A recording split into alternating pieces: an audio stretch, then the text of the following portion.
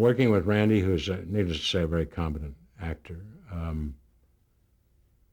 I don't know how good a time he had at that specific time in his life and that particular sitcom.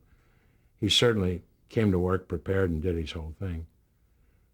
Working very frankly with Bonnie Hunt, there have been only a few people in my life, Robin being one, Gary Owens, another guy, and Bonnie Hunt. We had a chemistry that is not unlike that woman I'm married to 54 years.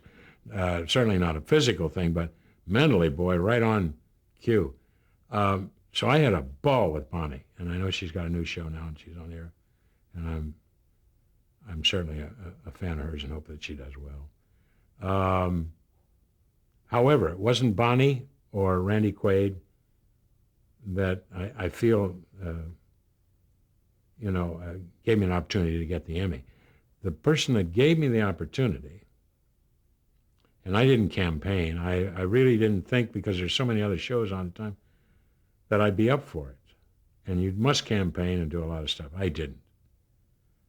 Otherwise, I would have been there that night at the Academy to certainly stand up there and say something. But I worked with Audrey Meadows, a gal that now gone, but worked with Gleason. And I was an ex-Marine. This was my role.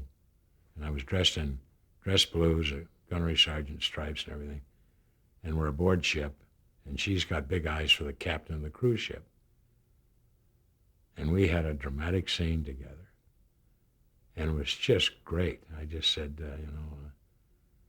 it really played. And I think that gave me certainly an edge that the other guys didn't get. But of all things, it's a very funny but sad thing to say. The reason I said earlier, I didn't think I was going to get it. There were other people, I can't remember who all was up for it. So I turned to Eileen and I said, Bob Scaff, a friend of mine, actor, musician, and a bunch of actors in Tarzana in the Valley had a ribs party. They just have cooking ribs and stuff. You want to come up? It's Emmy night and this and that. And I said, I'll be up.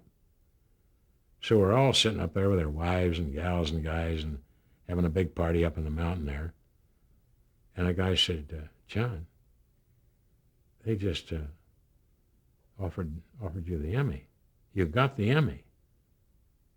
Oh, you're kidding me. Come on. But they did. They gave me the Emmy, and I wasn't there that night to receive it. I got it finally, and I suppose it goes without saying, it's been one of the big awards that, maybe the award. And I got one Grammy, but I was nominated something like 6 or 8 times for Grammys, never got one until toward the end. But interesting thing about award, I did want to mention, just a couple of years ago, 1999, I was asked to come to Washington, to the Kennedy Center, to receive the Mark Twain Award. A year before that was Richard Pryor. So I went to the award, boy, with high expectations, and asked for Sid. Sid came on, and several other guys. And they picked some people that I didn't know, but the younger audience, the whole thing. Occasionally, probably too many times, I put my foot in my mouth and said what was on my mind, and it cost me. But I thought in the end result was kind of funny, but the guy didn't think it was funny at all. That was the guy who produced the show, put the show together, the money behind it, headed up the whole, everything but the center itself, Mr. Smith, for the sake of, a name. And he presented the award. Now, the head is about this size, like a softball. And then there's the plaque and the whole thing. So I turned to the guy and I said, Mr. Smith, this is the award. Oh, yeah. This is what we'll be presenting to you on stage tomorrow night. Okay? Can I ask you something? Did Mark Twain die in the Congo? No. Why would you say that? Well, somebody shrunk his head.